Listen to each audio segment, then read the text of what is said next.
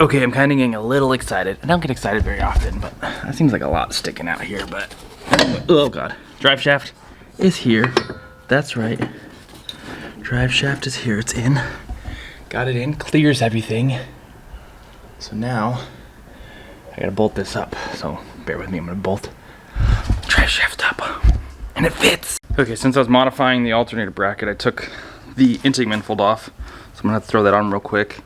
And then fire this thing up, and then we'll find out if the clutch and everything works, and we'll see if it moves. Because I haven't moved this thing under its own power since ever. Okay, my heart's kind of beating kind of quick. Anticipation to see if it's actually going to work or not. Let's see. Okay, here we go. Getting in.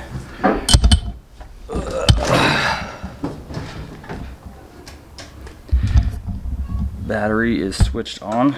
I have clutch pressure.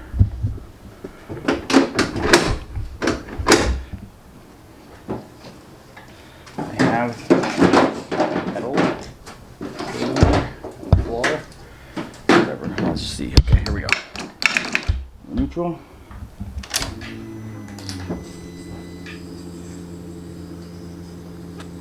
Got fuel rail pressure. Let's go ahead and start it up.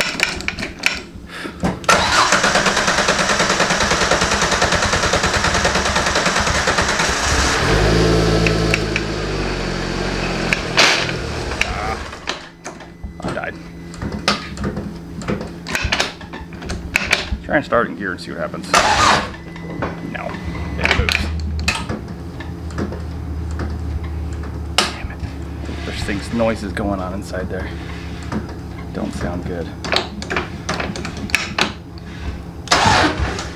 Damn it. Well, what I suspected was going to happen happened. The clutch is messed up. It sucks.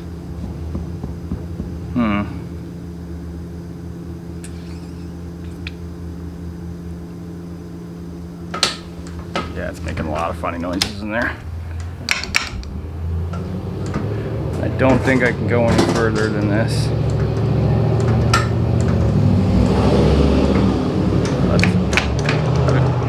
I'd be surprised if it's...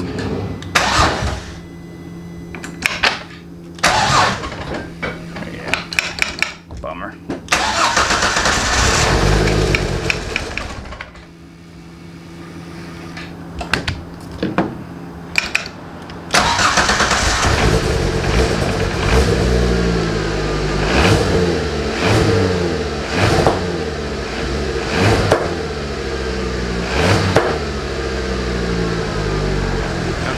Misfiring so bad off the intake.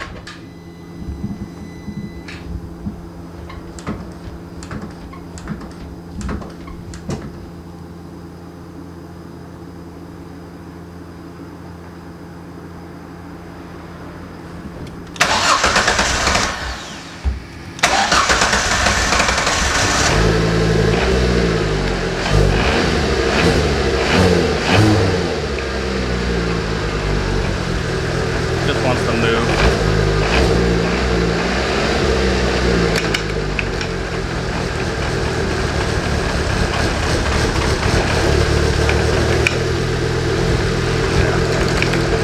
Bummer, dude. I'll see if I can do anything about that. I don't think so, though. Okay, look at her girl. Update. I got it working. What is with my hair? I got it working. I bled the clutch, which I didn't think would do anything. I was like, ah, frick it, I'll try it. I think we got liftoff here. Let's go ahead and start it. In neutral. Gotta work that out first.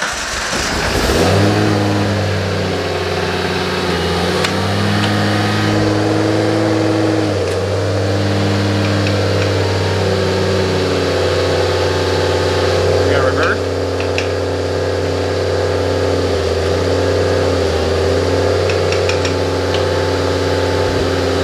We're moving.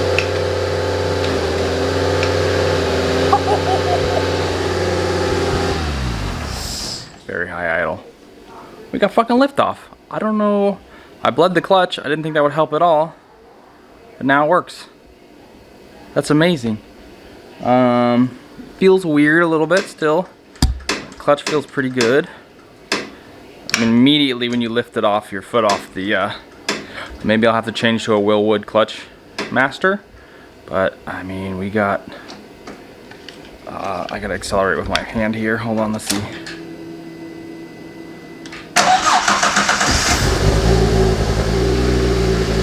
First gear. My goodness. What does this mean? I'm gonna try it out. All right, my car's parked right behind me, but let's try it anyways.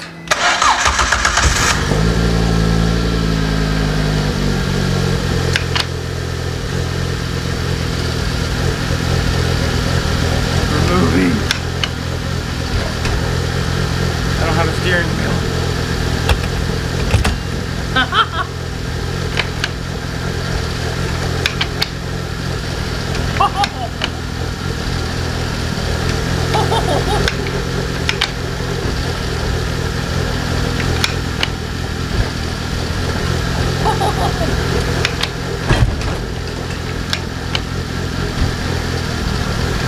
We're going forward and backwards, people.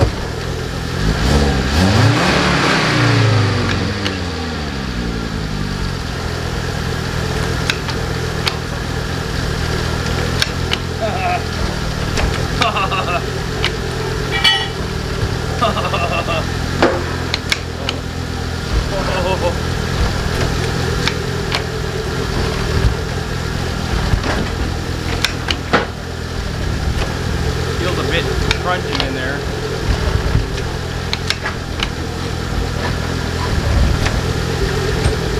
I got brakes too.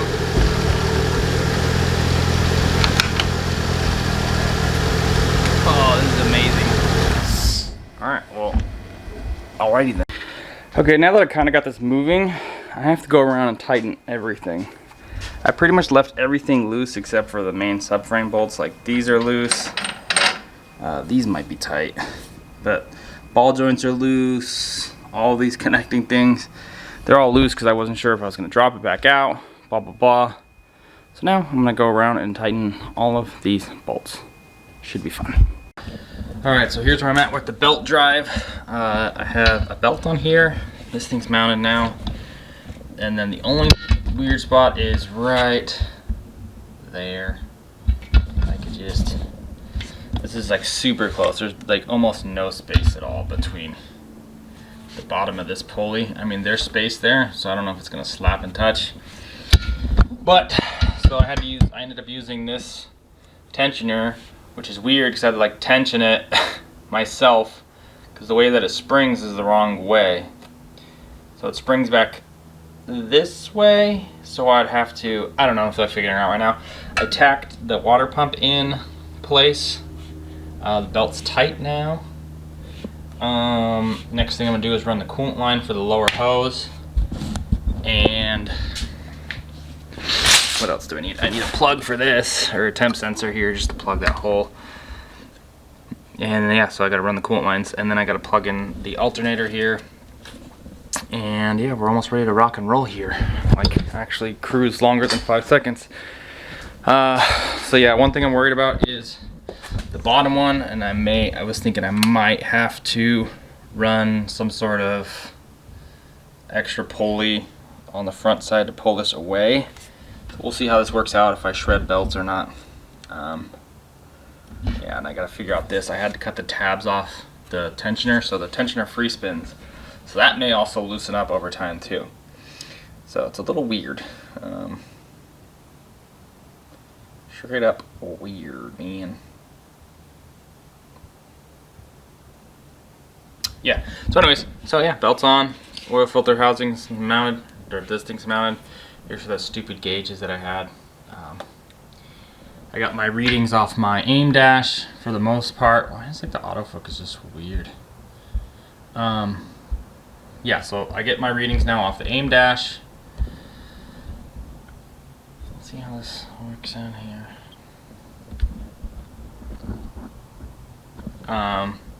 And yeah, still waiting for my standalone. And I'll let you know, update you after I get the alternator hooked up and then the cooling system done. And then I gotta I fabbed up this one. So this one used to come up and over the turbo. It didn't really work out anymore. So I went underneath the turbo manifold into right here. So we're here, we're hooked up there. And I just need to come, I'm gonna come. I don't know how I'm gonna do this one yet. So I'm gonna do it like this in front of the sway bar. Where's the sway bar? Yeah, the sway bar's down there. So I don't know, I haven't decided. So now I have to put the intake manifold on. Well, maybe. Let's see where I'm gonna come out here. I kind of wanted to come over here, but I don't know. Yeah, I'll get that done and just get this thing going here so you can fill it with coolant. That'd be rad. And have the alternator actually charging it when it's running. That'd be rad too. So yeah, we're almost there. Almost there. Fingers crossed.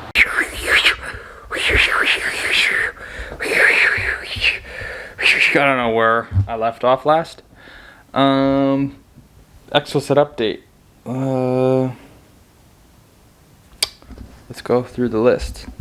So, I've been working on the coolant lines. Airflow says that way. Is that the way the air goes? It says it goes that way. I guess that could go. It seems like the air should go.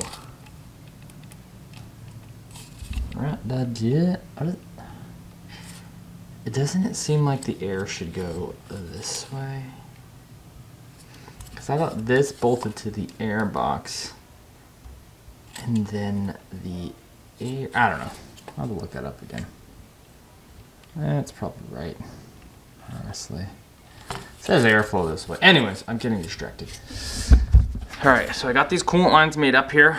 I reroute this one to there.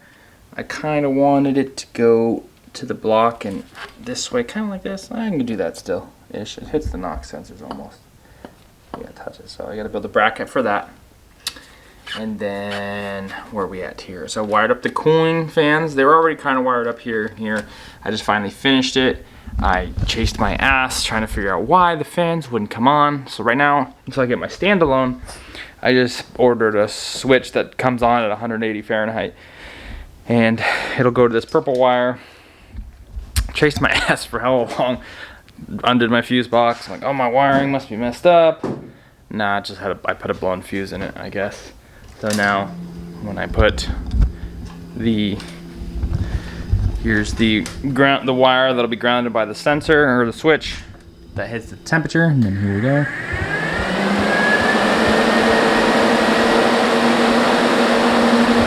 And there you have it. Pulled pretty good, seems like. Feels like a lot of air. What else? We got the aim dash here. Dead, because I must have pulled the fuse for it. But I have fuses in my truck, so I'll go grab those.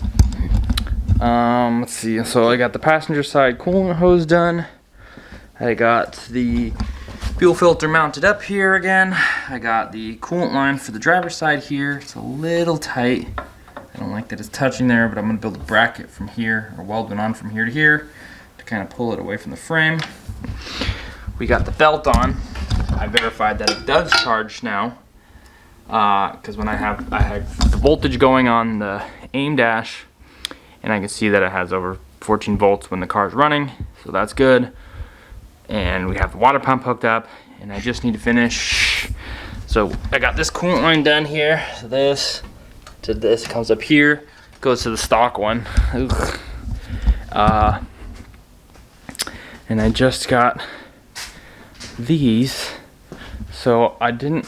I lost them already. Go figure, they're in my pocket. The plugs and the O-rings and the clips for the ECT. So I'll show you how that works right now. So let's see. Cool. Temp sensor is unplugged, and I lost it. Son of a bitch. I'll go look for that. All right, so I threw that coolant temp sensor in with that clip. There it is. That explains why my aim dash was reading negative something something. Had that unplugged, I guess. What else is next? So on the other side, you can't see the thermostat side. There's another temperature sensor that doesn't get used in the early models. So that is how mine's wired up right now, or as the early model. So I have to get another coolant temperature sensor. I got the clip in the O-ring. I'll just shove it in there to block the hole. They sell plugs, but I didn't want to have to order it. Yeah. So I just need to finish. I didn't realize there was a block off here. So this one's here, and then I have another one that I need to block off on the back. That's where we're at with the Exocet. It's pretty close. I've driven it down the street. I'll do more videos of driving it once I get the coolant system done, because then I can take it around the block, and then hopefully no cops come, because that would suck. I did get into boost for 1 second and blew an intercooler piping off. That was kind of cool. And yeah, so that's where we're at here. Oh, I gotta order lug bolts. That's what I also forgot to order on Amazon. So I only have 2 per wheel holding on. Not much going on here lately, really. Kind of took a step back, and I'm not doing so much side work. Just kind of want to enjoy my weekends, do my own thing. And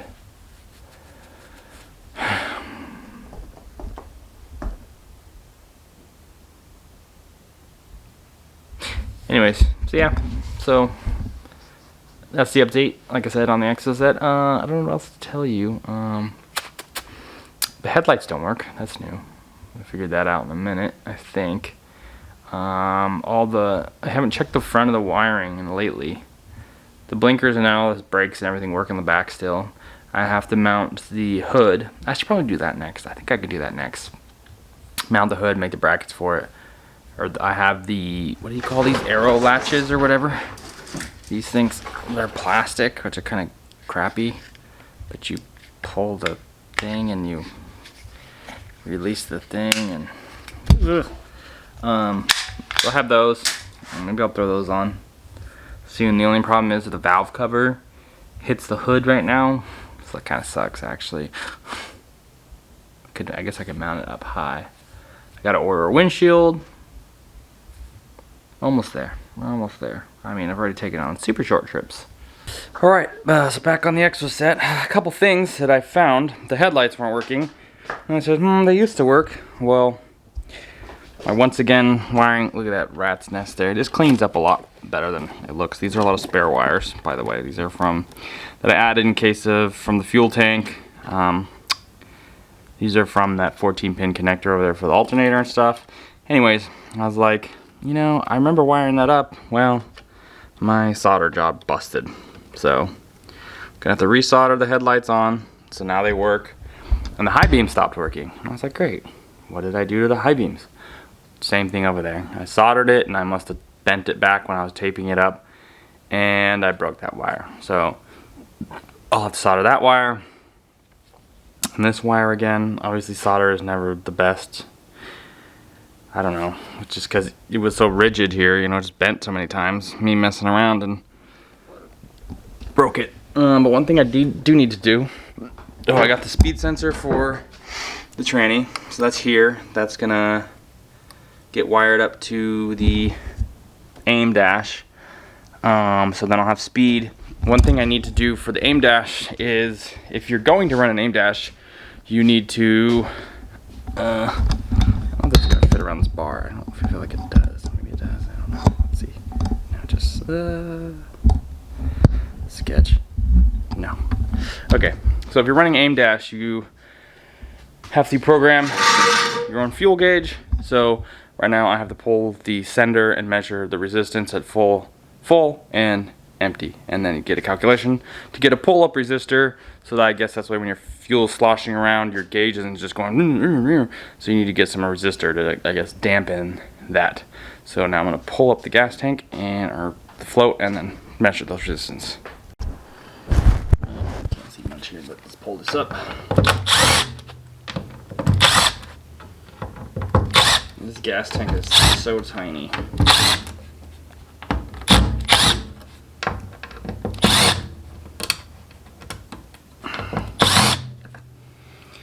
Doke, and then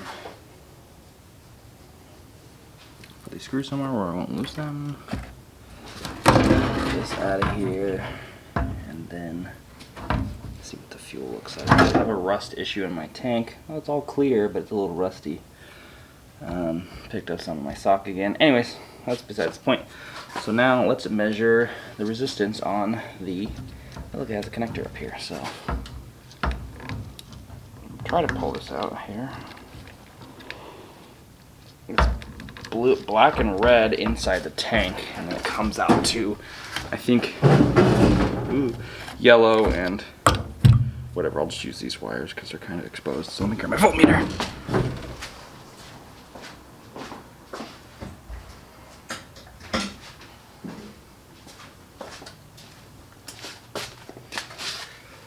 Okay, so right now should be reading totally empty. So let's stick a probe in here and then wrap a probe here. So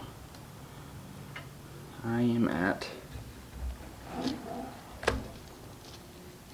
okay, empty is 100 and, let's go with 100 and, it's all over the place. 112 ohms, so I'll write that down somehow. 112 ohms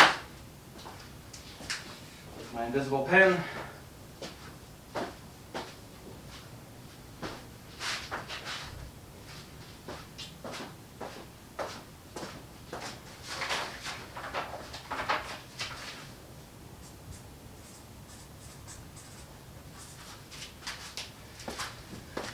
Okay, now I will pull this under all the way to full, and then we'll get that measurement.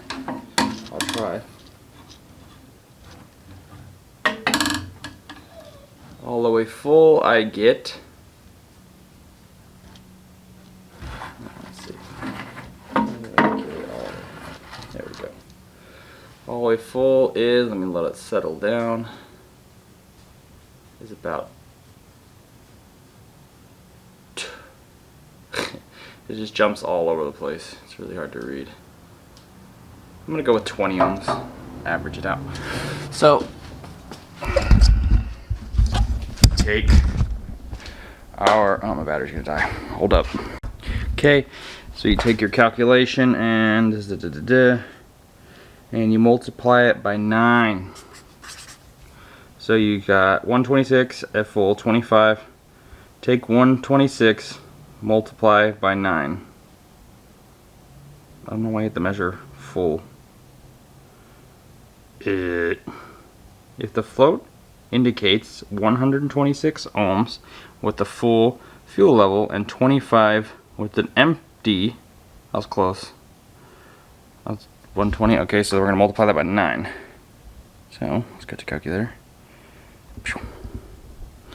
112 times 9 equals, so it just rounds off. It says, so I need 1,000 ohm resistor, and then I will get wired kind of off one of the legs, up somewhere, anywhere, maybe just behind the dash. I have the pigtail made for all my stuff. For the dash, I use the Tefzel wiring for the back here. It's really nice stuff, actually. If you've never done any research into it, it's pretty nice. I can't lock this thing. It's pretty nice stuff. So, yeah, so I got this here, all these ones here. So I'll get my speed input, I'll get my fuel gauge input, my left blinker, right blinker, headlights, brights, blah, blah, blah. If I want to do all that, which I probably will, because I get bored. So yeah, I'm waiting on the plug for the side by the oil cooler to plug that off, and now I have to make a plug by the coolant flange, and then I have to tap the IROS stupid oil cooler, the oil filter housing adapter. I have to tap that because I need to party. What am I saying? Oh, because I got a 3/8 this thing for the fan, this 3/8 NPT, and I don't feel like buying an adapter, figuring all this mumbo jumbo out, so I'm just gonna drill and tap it and then put that in.